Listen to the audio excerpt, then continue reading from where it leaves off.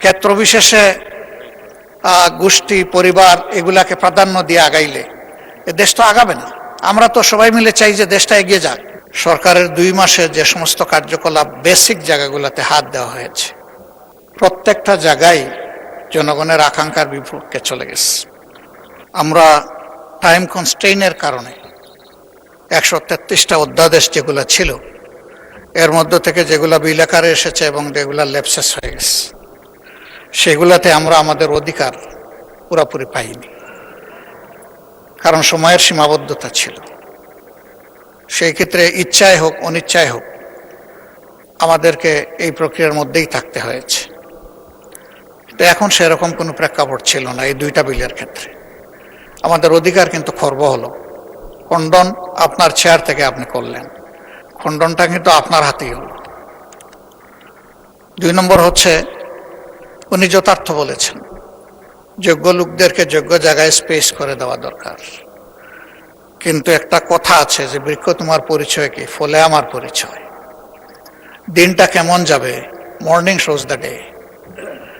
সরকারের 2 মাসে যে সমস্ত কার্যকলাপ বেসিক জায়গাগুলোতে হাত দেওয়া হয়েছে, প্রত্যেকটা জায়গায় জনগণের আকাঙ্ক্ষার বিপক্ষে চলে গেছে। বাংলাদেশ ব্যাংকের মতো, আমি বেসিক জায়গা বলেছি, আমি কোনো কার্ড এগুলো বলিনি, নীতিগত যে জায়গাগুলো, বাংলাদেশ ব্যাংকের মতো সেন্ট্রাল ব্যাংকের গভর্নর নিয়োগের ক্ষেত্রে যে কাজটা করা হয়েছে এবং সাবেক গভর্নরকে বিদায় দেওয়ার যে পদ্ধতি অনুসরণ করা হয়েছে, জাতি এটা দেখেছে। এখান থেকে শুরু করে আমি বারবার এগুলার মেনশন করতে যাচ্ছি না। এ পর্যন্ত যে সমস্ত জায়গায় পরিবর্তন এসেছে সেগুলা জনগণ এবং ডেমোক্রেসি কোনোটাই সাপোর্ট করে না।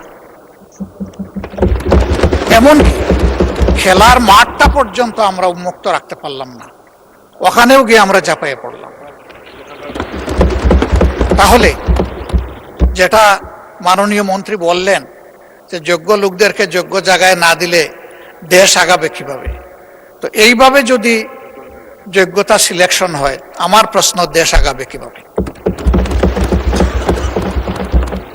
আমরা তো কার ইন্টেনশন কি সেটা দেখতে পারবো না, এটা মনের ব্যাপার, এটা একমাত্র আল্লাহ তাআলা দেন। আল্লাহু আলিমুম বিজাতিস সুদূর, আল্লাহ ছাড়া এটা কেউ জানে না। আমরা দেখব তার প্রকাশটা কি, বাস্তবায়নটা কি, কিভাবে এটা রিফ্লেক্ট করতেছে সমাজে। সেটা এই রিফ্লেকশনে আমরা শঙ্কিত যে এইভাবে সবকিছুকে পলিটিসাইজ করলে, ক্ষেত্র বিশেষে গোষ্ঠী পরিবার এগুলাকে প্রাধান্য দিয়ে আগাইলে এ দেশ তো আগাবে না। আমরা তো সবাই মিলে চাই যে দেশটা এগিয়ে যাক। এ পর্যন্ত সেরকম দৃশ্যমান কোনো কিছু আমাদের কাছে নেই। ধন্যবাদ মাননীয় স্পিকার।